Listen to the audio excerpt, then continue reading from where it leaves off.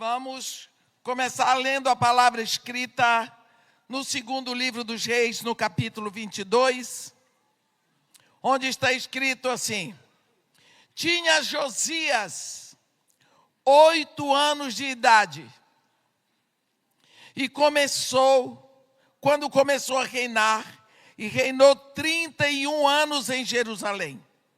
Sua mãe se chamava Gedida, e era filha de Adaías de Boscate. Fez ele o que era reto perante o Senhor.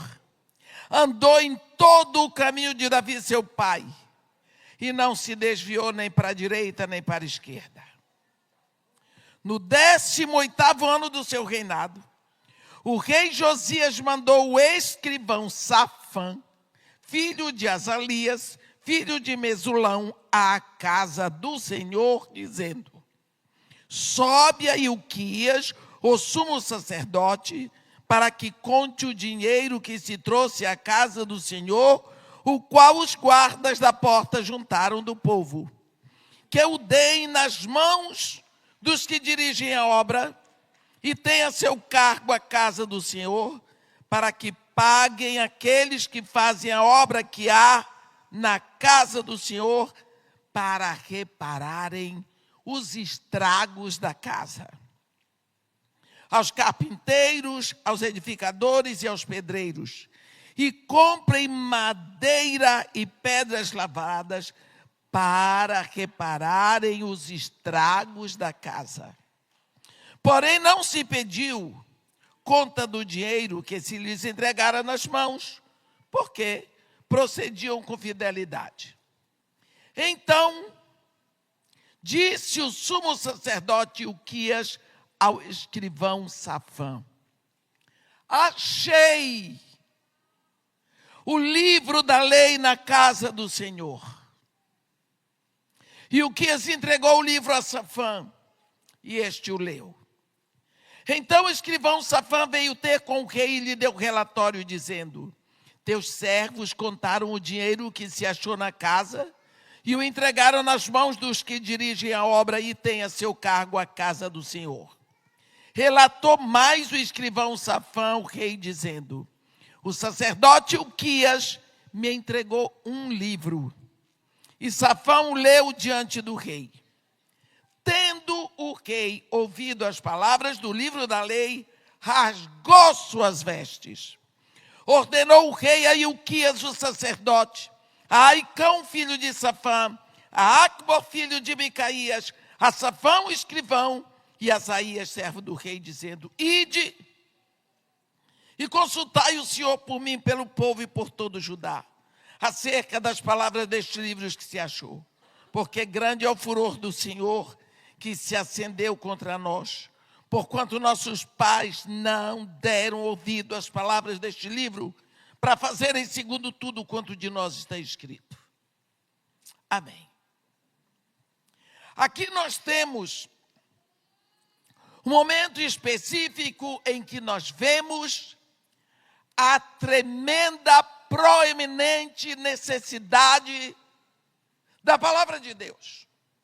Quando nós nos voltamos para esse texto e vemos o que estava acontecendo em Judá, havia um templo que foi construído e dedicado para que o Deus de Israel fosse adorado.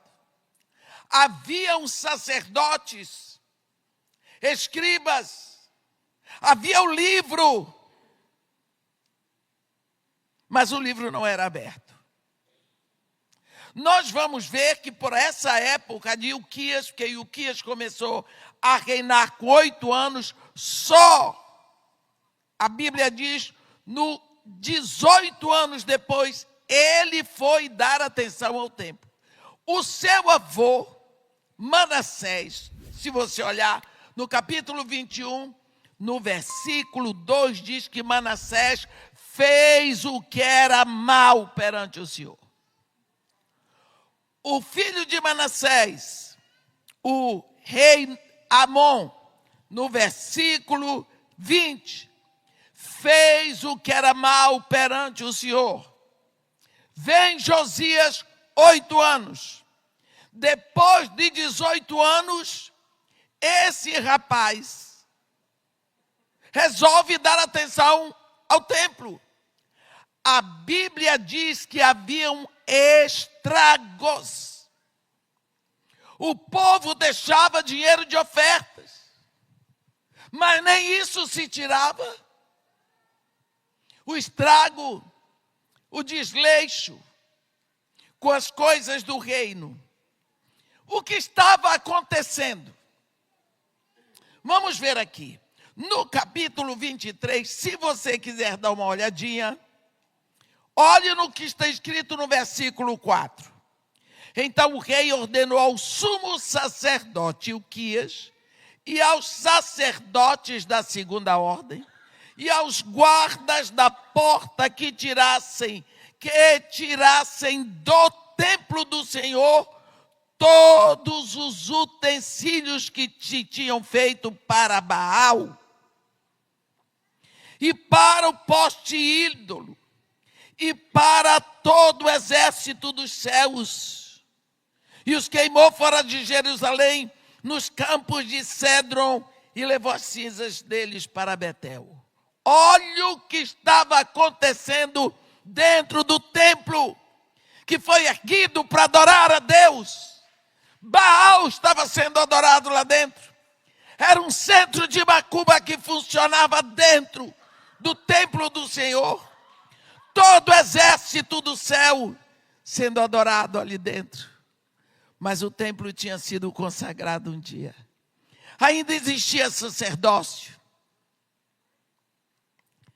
Versículo 5 diz, também destitui os sacerdotes que os reis de Judá estabeleceram para incensarem sobre os altos na cidade de Judá, em redor de Jerusalém, como também os que incensavam Baal, ao sol, à lua e aos mais planetas e a todo o exército dos céus.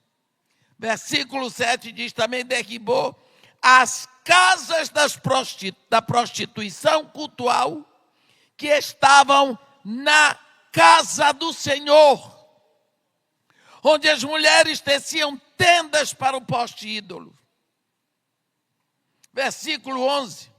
Também tirou os cavalos que os reis de Judá tinham dedicado ao sol, à entrada da casa do Senhor, perto da câmara de Natameleque, o camareiro, o qual ficava no átrio, e os carros do sol queimou. Eu só estou querendo dar para vocês um quadro, uma situação, um momento do povo de Deus, em que se levanta um templo, um lugar de adoração para o Senhor Deus Todo-Poderoso. Mas depois, lá dentro, a palavra de Deus não é aberta. Quando o rei manda começar a obra, o sacerdote Ilquias, achei o livro. O livro existia, mas não era aberto. Não fazia falta. Estava lá perdido. Cadê a palavra?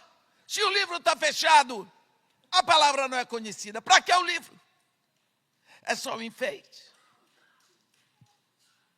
Nós vamos refletir sobre isso hoje.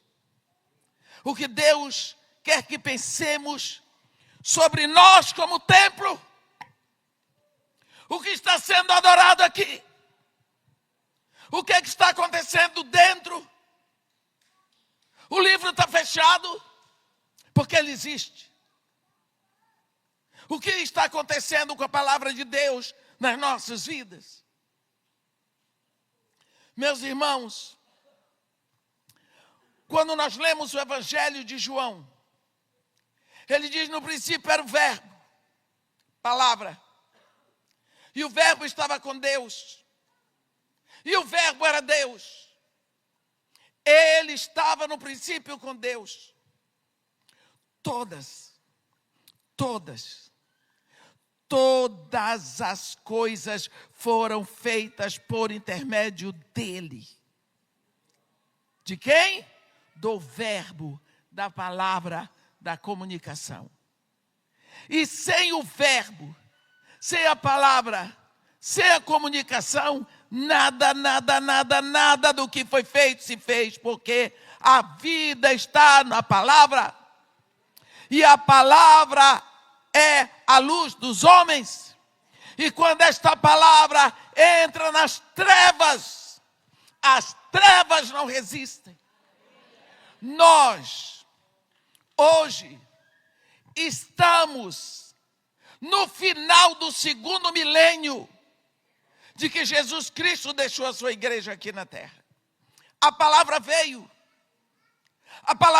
a nós. Olha, presta atenção a uma coisa. O autor de Hebreus, ele começa a carta dizendo que Deus falou outrora de muitas maneiras e através de seus servos os profetas, mas nestes últimos dias falou através do Filho. Deus tentou se comunicar com o homem. As edições da palavra de Deus são tremendas. Você olha para o mar e você vê a expressão do poder, do cuidado de Deus. Você olha para o sol aí iluminando a terra, você vê a expressão do cuidado de Deus. Deus falou do seu amor e do seu cuidado com o homem de tantas formas, o homem não entendeu. Aí Deus resolveu se vestir de homem para nos falar visivelmente, para ser ouvido, para ser tocado. Esse é Jesus. Jesus é o Deus no corpo de um homem.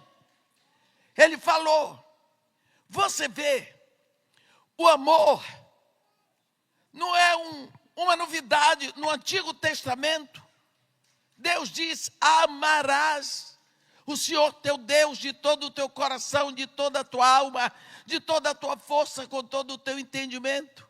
Diferença. No Novo Testamento, nós vemos o amor. Vemos o amor numa cruz. O amor é visível. O amor está aí para todos nós.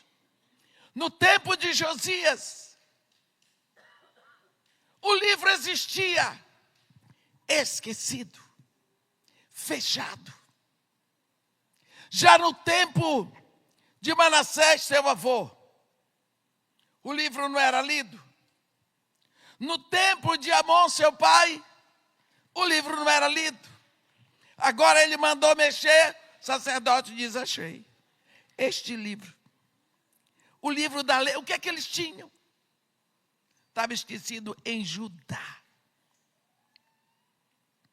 Quando nós falamos de templo, nós lembramos daquele culto. Deus criou o homem para si. A Bíblia diz que todos os dias, pela viração do dia, Deus ia ao Éden. E ali havia aquele culto sem liturgia. Era só intimidade. Era aquele casal e Deus. Eles se abasteciam em Deus. Era uma relação contínua, conexão completa. Foi. Um dia, Deus chega lá, não tinha ninguém. Eu sempre me pergunto, o que ia acontecer com você se de uma hora para outra você chegasse ali, no meio da praça, e descobrisse que estava sem roupa?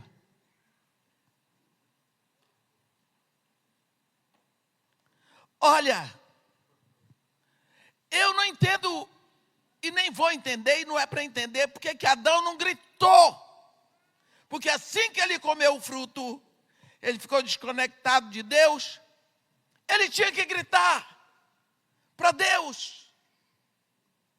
Olha, porque ele foi o único, ele e Eva, eles sentiram a diferença do que eles eram para o que eles estavam. Eles sabiam o que era viver sem pecado.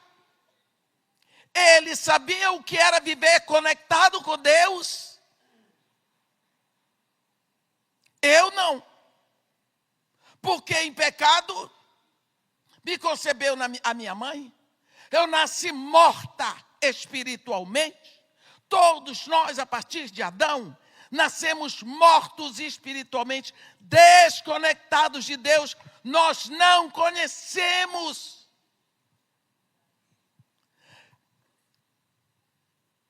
Adão não gritou. Eva não gritou. Deus. Quem ama vai atrás. Quem ama busca. Quem ama não quer perder. Quem ama quer perdoar. Deus viu a miséria deles. Mas Deus, pela sua fidelidade, Ele tinha dito: de todas as árvores do jardim comerás livremente, menos de uma, árvore do conhecimento do bem e do mal. Porque no dia em que dela comeres, certamente morrerás. O homem comeu, o homem morreu. Fidelidade. As consequências chegam. Quando Deus vai e diz: Adão, onde está? Ouvi a tua voz do jardim, mas porque estava nu, tive medo, me escondi. Ontem, a presença de Deus era todo o deleito que ele tinha. Hoje, a presença de Deus causa medo. O quê? Pecado. Desinteressou de Deus. Por quê? Morto não tem interesse. Morto não tem saudade. Né? Morto não ama. Morto agride. Morto não ama. Deus, que ama, que fez o homem para si. Deus sofreu as consequências da dor. Porque eles ouviram as duas vozes. A voz de Deus e a voz do diabo. E a voz do diabo foi mais convincente. Engano. Nós sabemos que vai passar muito tempo. Deus vai trazer um homem na terra que sabe o que é estar conectado. É o próprio Deus, é o Filho.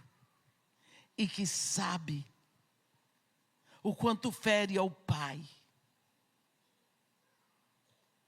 E ele vem aqui na terra para dar o grito. Ele assume a humanidade para dar o grito que Adão devia ter dado.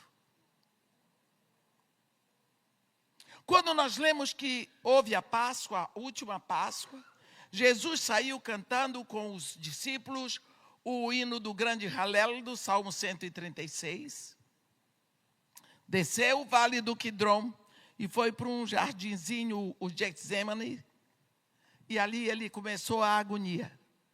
E nessa agonia, a Bíblia relata para nós que 3 vezes ele fez o mesmo clamor. Igual, parecia uma reza. Pai, se for possível, afasta de mim este cálice. Não seja feita, porém, a minha vontade, mas a tua, porque estás nos céus. Alguns dizem que o cálice que Jesus não queria beber era o cálice da morte na cruz, mas não era. Porque o escopo de Jesus era a cruz. A missão redentiva era a cruz. Ele veio para ir à cruz. Nós lembramos quando Pedro tentou dissuadi-lo da cruz. Ele disse: arreda Satanás. E quando ele ia subindo para Jerusalém, ele disse a seus discípulos: é necessário que o Filho do Homem ascenda a Jerusalém para sofrer muito na mão das autoridades, para ser preso, julgado, condenado e morto. Eu vou. Esse era o objetivo. Outros dizem que não, que o cálice que Jesus não queria beber era o cálice da dor moral, emocional, porque nós sabemos que todo apedrejado e todo crucificado ia nu, completamente nu. Aquela fraldinha que botaram em Jesus, só porque botaram o tal do crucifixo, mas estava sem roupa. Então eu queria que vocês seguissem comigo assim o pensamento. Jesus Cristo, quinta-feira à noite, comeu a Páscoa. A Páscoa é um jantar caseiro que Deus determinou para o povo de Israel. A Páscoa é judaica. Põe-se à mesa, cordeiro assado, 4 taças de vinho, ervas amargas, põe asmos. Levanta a primeira taça, que duche, faz a oração, passa para todo mundo, come o cordeiro, vem a Hagadash, faz a pergunta, alguém responde, come, depois vem o pão, o vinho, sai cantando o grande Halel. Acabou. Este é o jantar da Páscoa. Dali desceu. Jesus tomou das 4 taças. Ele comeu o cordeiro assado.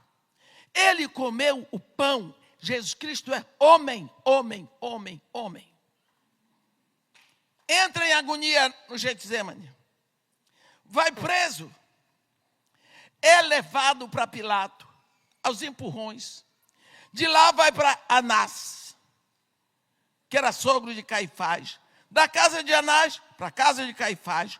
Da casa de Caifás, volta para Pilatos. De Pilatos vai para Herodes, para ser preso. No outro dia, Pilatos de novo. Você acha, há 2000 anos atrás, você acha mesmo, mais ou menos, naquelas ruas apertadas de Jerusalém sem asfalto, pedras caindo, sendo chutado, cuspido, humilhado, alguém teve coragem de dizer para ele: Nazareno, você não precisa ir ao banheiro? Não, tudo tinha que ser feito em público para provar que ele não era o Messias.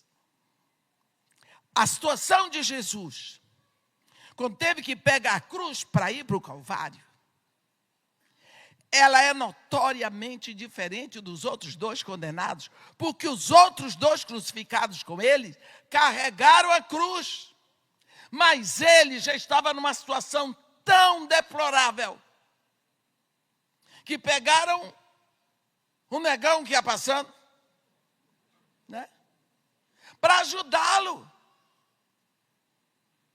com medo que ele não conseguisse chegar vivo lá no Monte da Caveira. Então você pensa na situação dele.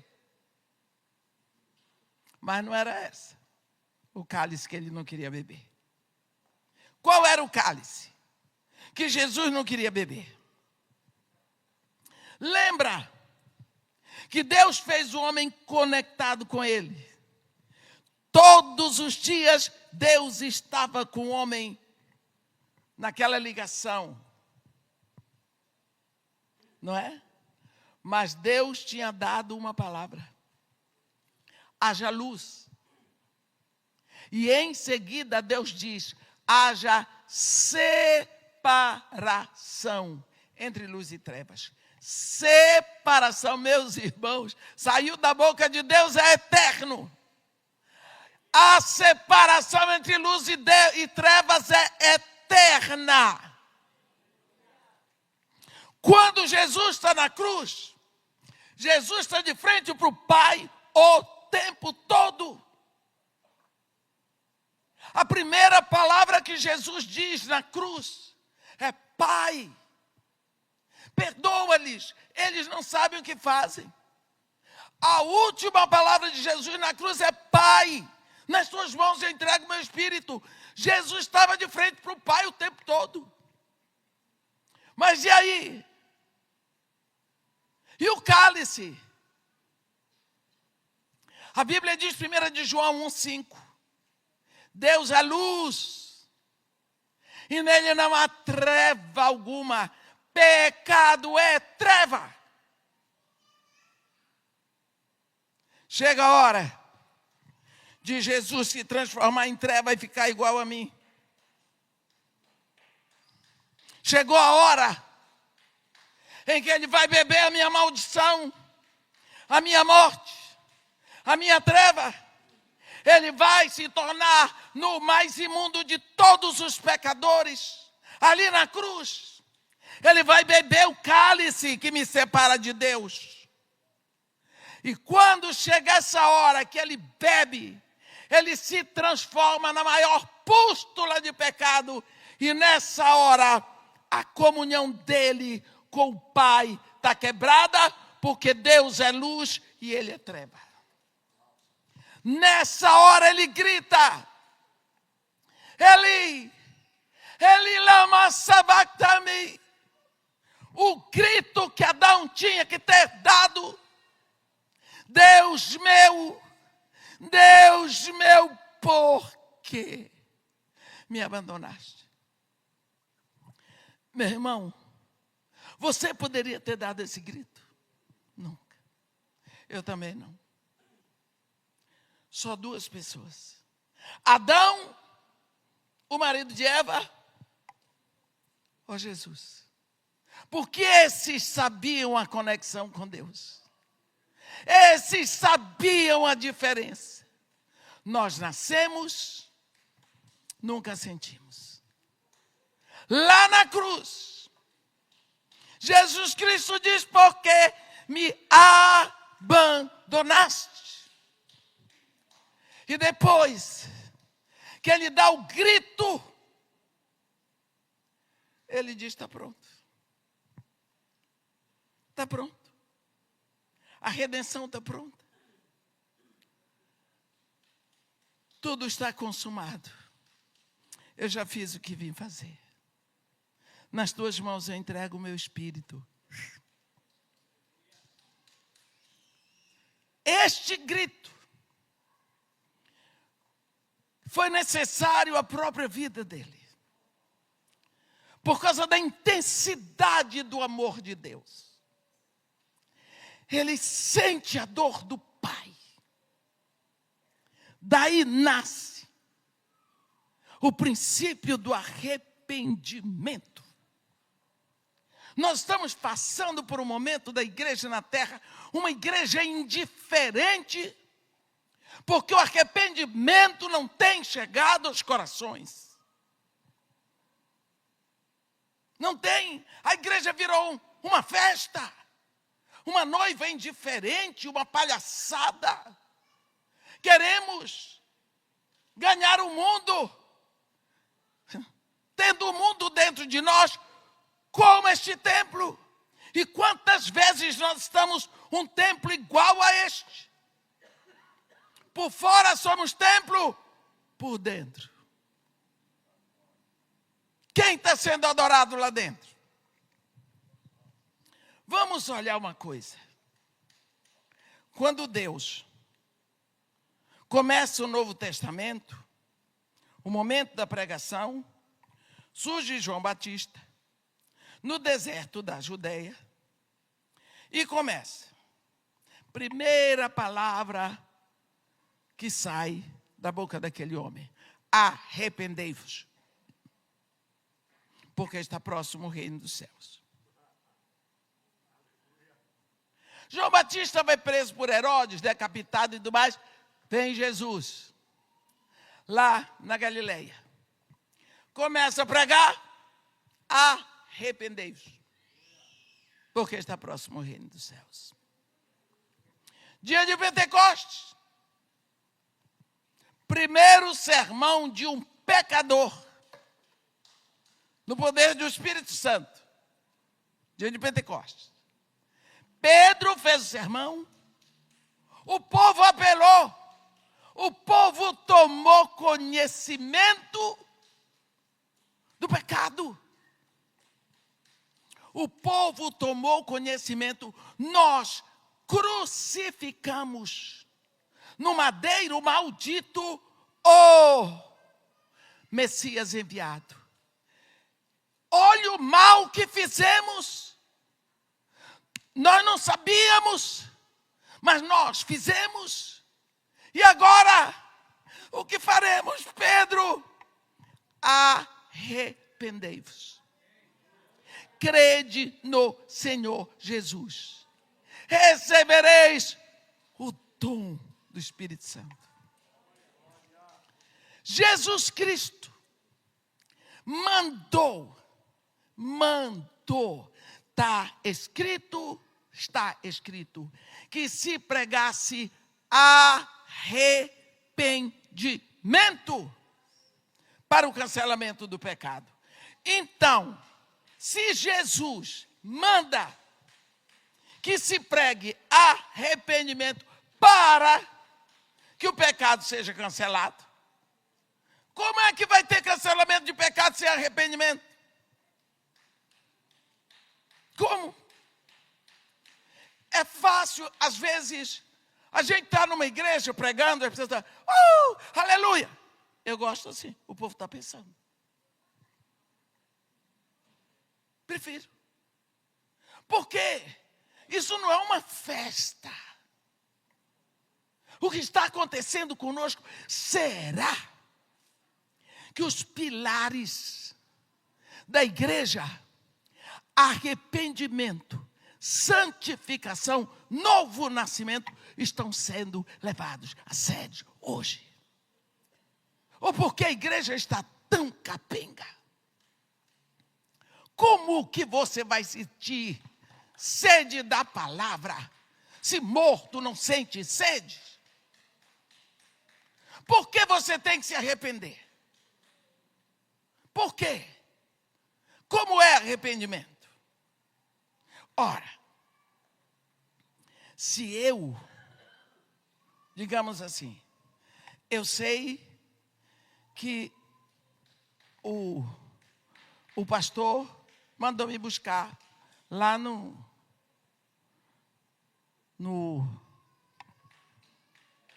aeroporto de Navegantes.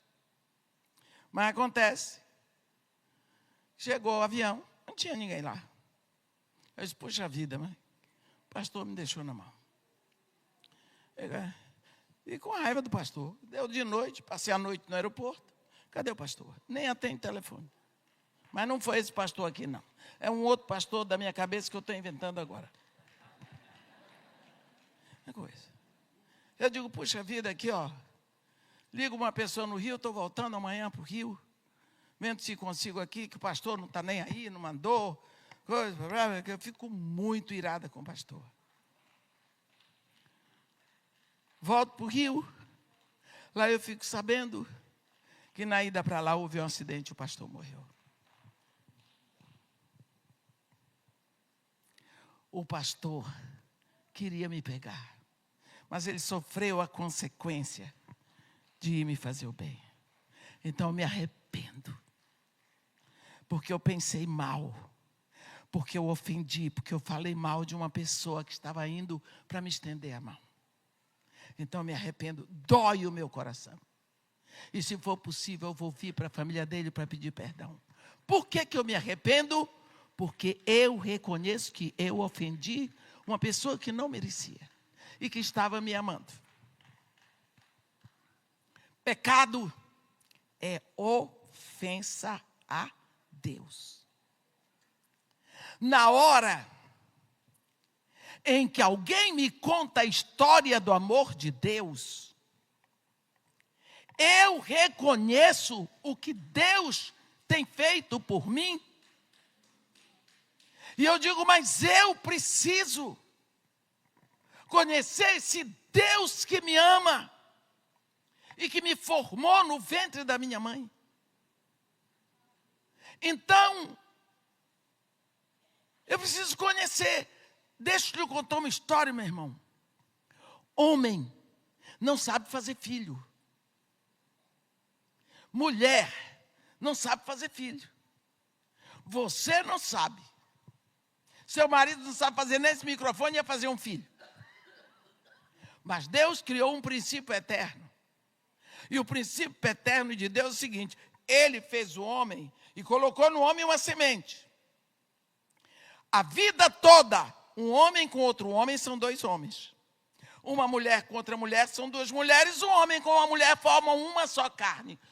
Todas as vezes que um homem se deita com a mulher, ele joga a sementinha lá dentro, ele não está nem aí. Quem vai fazer o filho é Deus. Se Deus quiser, se não quiser, não faz. Porque Deus continua sendo Jeová Elohim, o único Deus criador. Se Deus não criou, se Deus não fabricou o filho, você pode se deitar com sua mulher a vida toda que já era. Porque Deus não fez. Deus continua fazendo. Só que na hora que ele está ali, pega aquela sementinha do marido, aí ele traz você lá de cima, que você estava lá com ele. Bota você ali, pega a sementinha e começa a tecer um corpo para você viver aqui na terra, porque você era só espírito. Aí, enquanto ele está formando você, ele vai distribuindo o Pai 7 dons. Está escrito em Romanos 12. Profecia, serviço, ensino, exortação, dar ou contribuir, presidir, misericórdia. 30% de um, 40% para o outro, 60% para o outro, 20% de cada um. Quando você nasce, você está preparado. Pecador preparado. Você pega esses dons que o pai botou. Olha como meu filho é inteligente. Que maravilha. Olha, puxou o avô. Deus já fez com um propósito. Aquilo dali é uma bomba. É uma bomba. Ele vai servir o diabo com aqueles dons que Deus deu. Vai servir o mundo. Pode se arrebentar todinho. A escolha é dele. Um dia, mas Deus tem um propósito. Ele ouve a palavra da verdade. O evangelho. Puma. Mas ainda é por isso. É por isso que meu pai queria que eu fizesse medicina. E eu disse que não. Só dava para ser professor. É porque Deus me botou para mestre. Então foi Deus. Gente, eu não ganho dinheiro como professor. Mas eu só presto para isso. Porque eu só gosto de fazer isso. É assim que é a minha praia. Eu gosto disso. Eu quero mais dinheiro, mas não sei fazer outra coisa. Meu negócio é ensinar. Então foi Deus que me deu esse dom. Que todo mundo gosta em mim.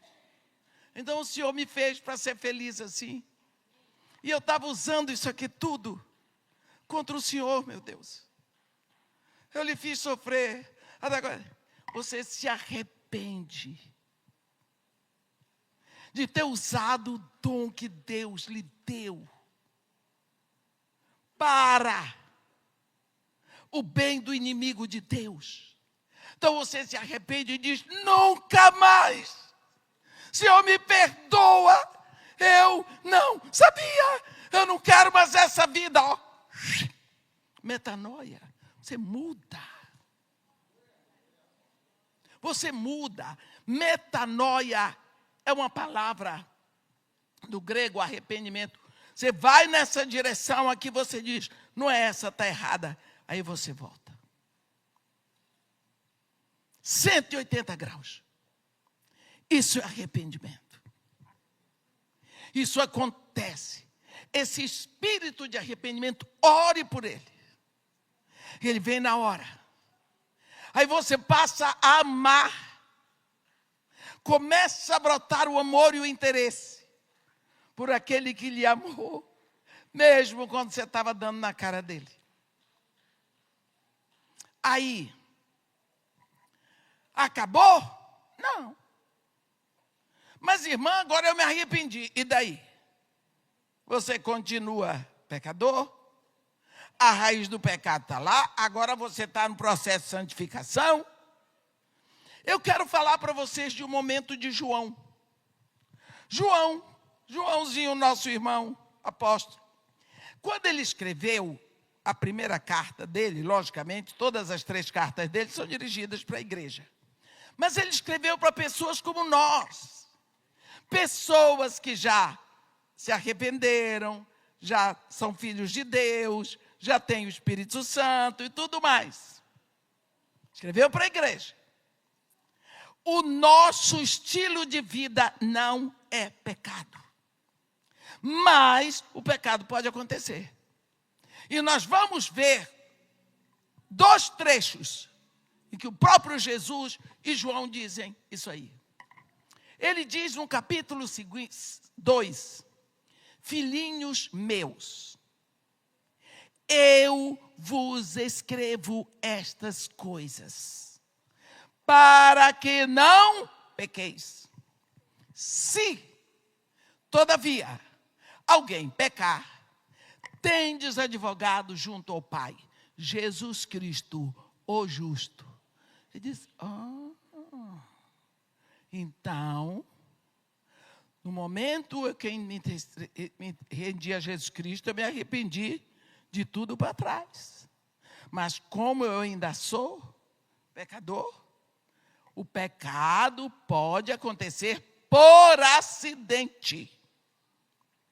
Então, eu não vou ficar na culpa, eu tenho que correr para ele. O que é que Jesus Cristo diz? Tem um momento no capítulo 13 de João, em que Jesus Cristo estava sentado à mesa com seus discípulos. De uma hora para outra, o mestre teve um insight, assim. Sabendo Jesus que todas as coisas o Pai colocou em suas mãos. Eu sou o Rei do universo, eu sou o Senhor dos céus e da terra. E sabendo que ele viera de Deus, conhecia o seu destino, a sua origem, e sabendo que ele ia para Deus, conhecia o seu destino, ele levantou da mesa, tirou a capa de mestre, pegou uma toalha, botou no ombro, uma bacia encheu d'água e passou a lavar os pés dos discípulos. Versículo 8, João 13. Ele chega aos pés de quem? Pedro. Do apóstolo Pedro. Quando ele foi lavar os pés de Pedro, Pedro olhou para Jesus e disse, nunca, está escrito aí na sua Bíblia, nunca me lavarás os pés? Jesus Cristo estava ali abaixadinho, olhou bem na cara de Pedro, isso não está escrito que ele olhou.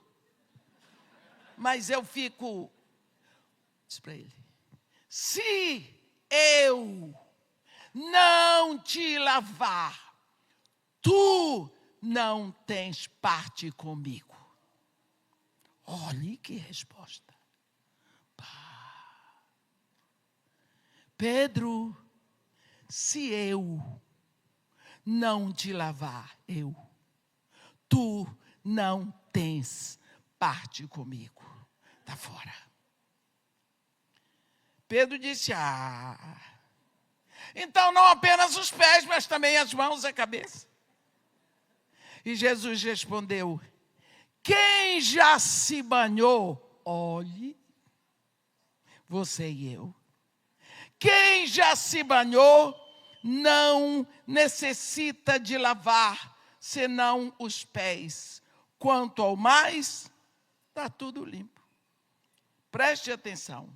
Se você estava se preparando para ir para a igreja, aí você, enquanto está lá, torce daqui, pinta daqui, faz daqui. Você olha pela sua janela e você vê que seu carrinho, seu cachorrinho está correndo para a rua. Olha só, você corre atrás dele, descalça, passa pelo jardim, pega o bichinho e bota para dentro de casa. Depois você prendeu a porta, você diz, corri descalço pelo jardim. E agora? Vai tomar outro banho? Não, lava só os pés. É isso que Jesus está dizendo.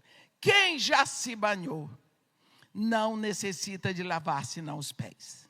No dia em que você se rendeu a Jesus Cristo, você foi banhado.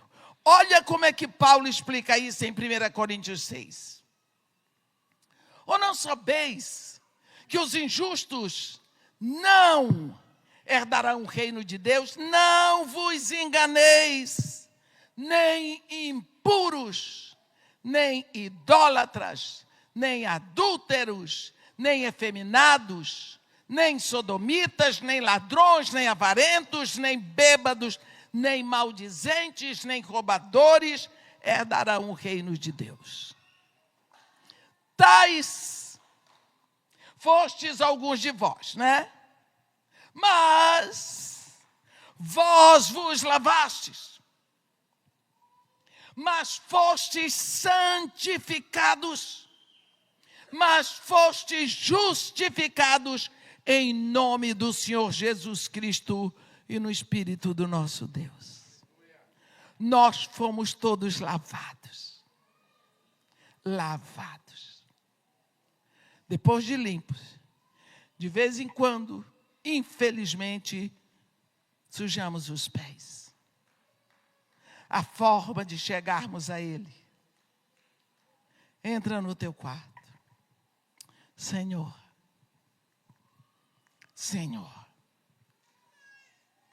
sujei o pé. Te ofendi. Eu fiz isso. Reconheço que não é para isso. Morrer lá na cruz. Sou tua. Cuida de mim, me perdoa. Arrepende.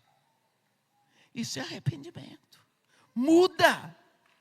É assim que você cresce. Porque o Espírito que convence você diz, já está aqui em você. É dessa forma. Esse é o arrependimento que nós precisamos hoje. Uma vez eu estava numa desses congressos de Helena Tanuri, porque ela faz um congresso de mulheres sempre, viajando Israel, Turquia, Jordânia, por ali. E ela me chamou e eu prego com ela, nós pregamos as duas, os congressos.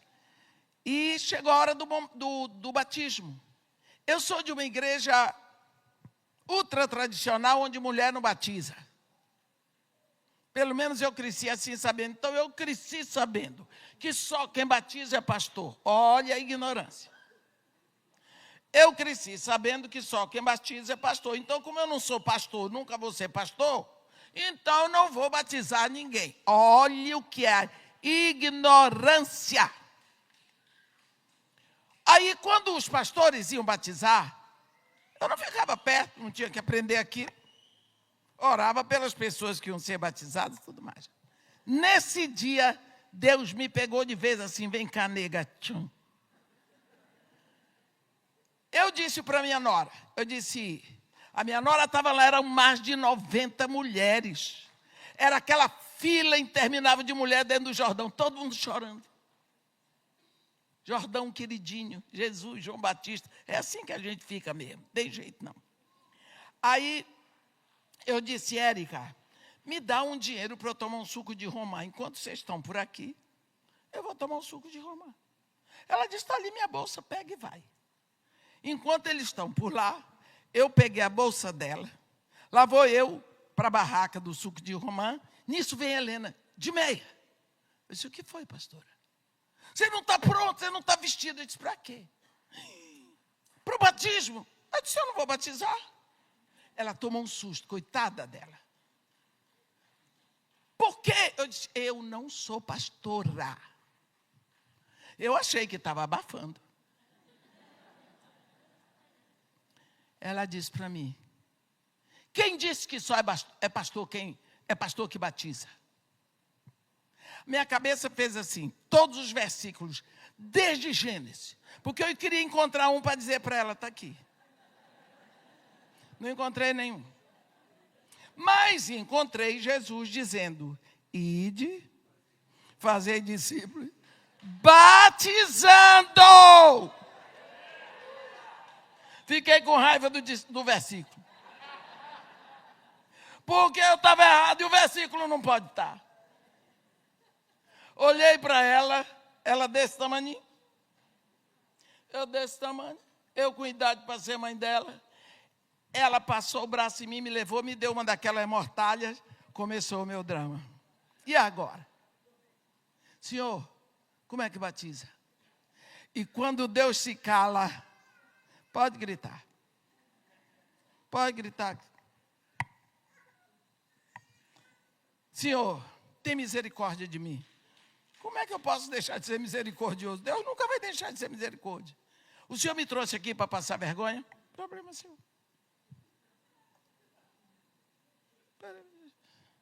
Senhor, eu quero pedir para o Senhor me leve. Eu prefiro agora, eu não sei como batizado. Vocês já viram pânico. Fiquei em pânico. Botei a mortalha. Não tinha outra roupa.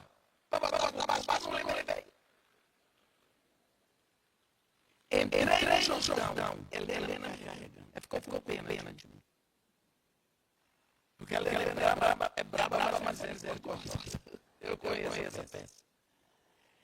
Aí estava ela com o João, o marido, 90 e tantas mulheres. A gente tem que tomar conta. Então, quando ela pede a mulher para botar água, o pastor João segura ela para puxá-la, para ela puxar a mulher. Porque o seu marido não vê, não. Ele pode pegar a mulher soltou lá dentro d'água. É a mulher dele que tem que pegar. Eu tinha que pegar a mulher, mas não tinha marido de pegar. Ela me deu um irmãozinho. Parecia um guarda-roupa.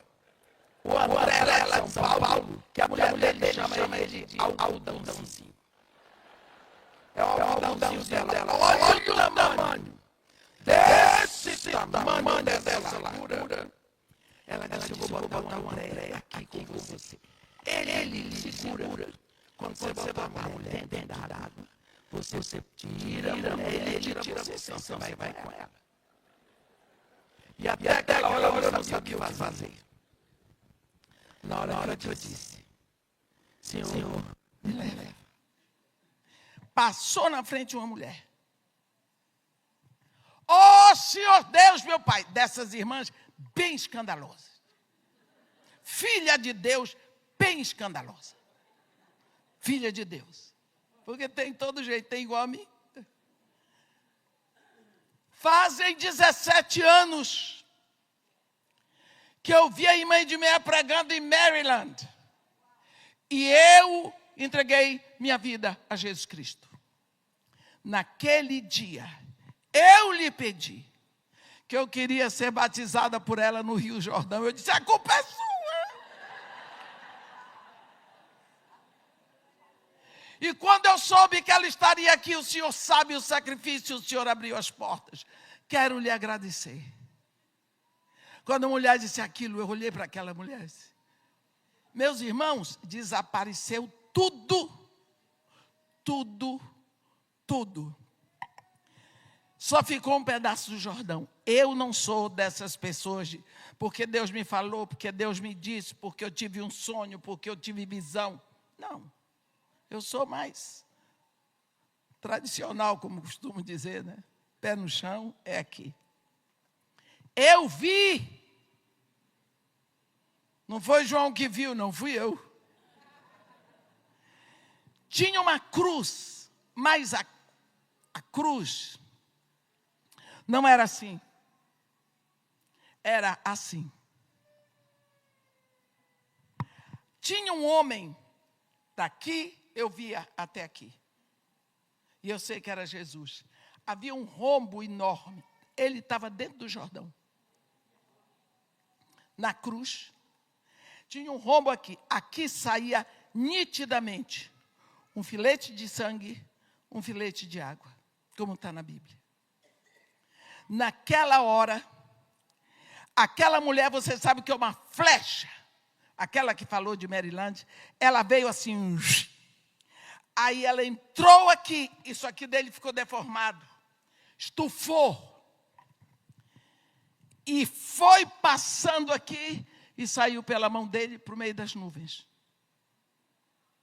E veio a voz: batizar é entrar em mim, morto pecador, ser filtrado em mim e sair filho de Deus. Naquela hora, eu entendi o batismo, eu estava sendo batizada junto com ela. Para você ver. Quando você é filtrado, a sujeira fica no filtro. Ele é o nosso filtro. E a gente entra e a morte fica nele. E como ele ressuscitou, a morte está desfeita. E saímos filhos pecadores. Então, uma vez que nos rendemos a Jesus Cristo, somos filtrados nele.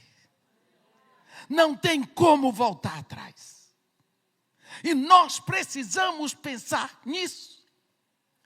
Ele nos reconecta com o Pai.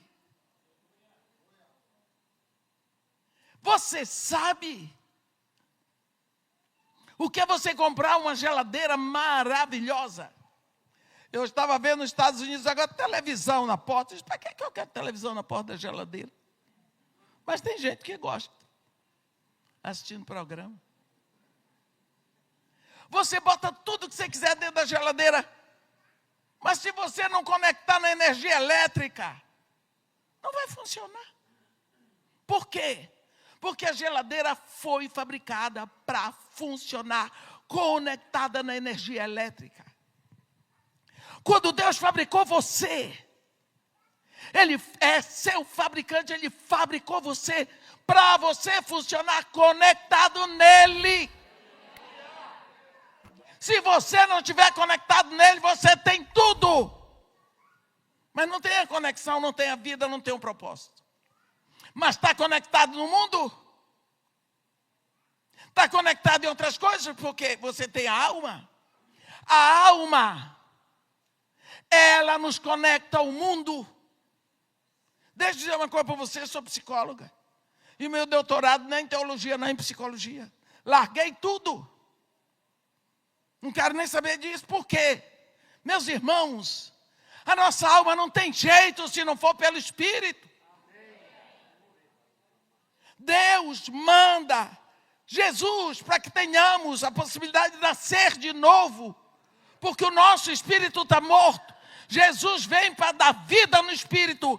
Reconecta a nossa alma ao Espírito, e o Espírito nosso é conectado com Deus, nós crescemos.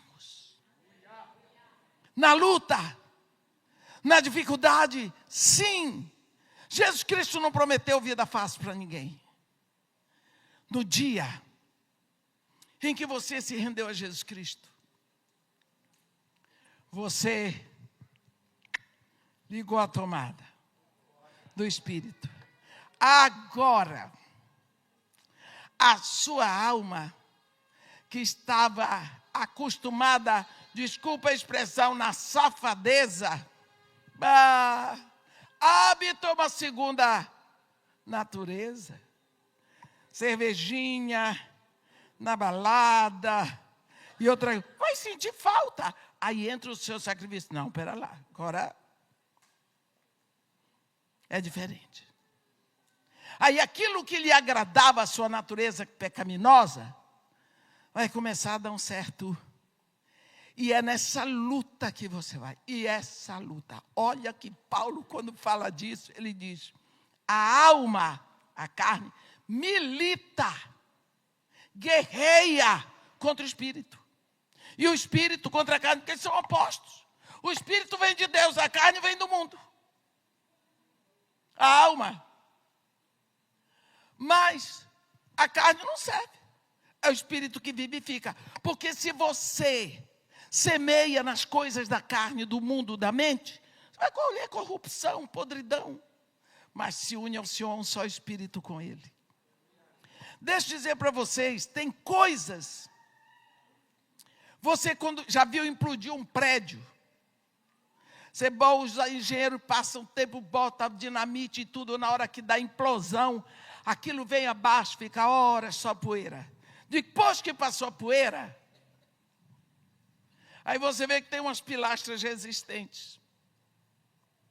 Vai ter que ir fazendo outras implosõezinhas para as pilastras irem cedendo. Assim é a nossa vida. A primeira implosão é quando nós nos entregamos a Jesus. É tanta gente que para de fumar, para de beber, para de tanta coisa, mas tem umas áreas resistentes. Tem os pecadinhos que são quase necessários, né? Esses você vai ter que ir dando implosão. Implosão. Lutando contra ele é o seu papel. Sabe por quê? Porque agora a coisa mudou. Agora você é filho de Deus. Agora você pode clamar para o maior poder da eternidade. E dizer não. Acabou. Por quê? Meu pai não quer. Eu estava um dia ouvindo um desses escritores brasileiros, que eu gosto muito, Suassuna. Ele disse que estava num hospício e tinham 2 loucos. Um passou um risco no chão e disse, daqui ninguém passa. O outro de lá disse, por quê? Porque eu sou imperador, sou eu que mando. O outro de lá e disse, quem foi que te designou imperador daqui? Ele disse, Jesus Cristo. O outro de lá, eu? Quer dizer, 2 loucos. Mas quando você diz assim para você mesmo, estou com vontade de fazer o erro. Você diz, não, porque meu pai não quer.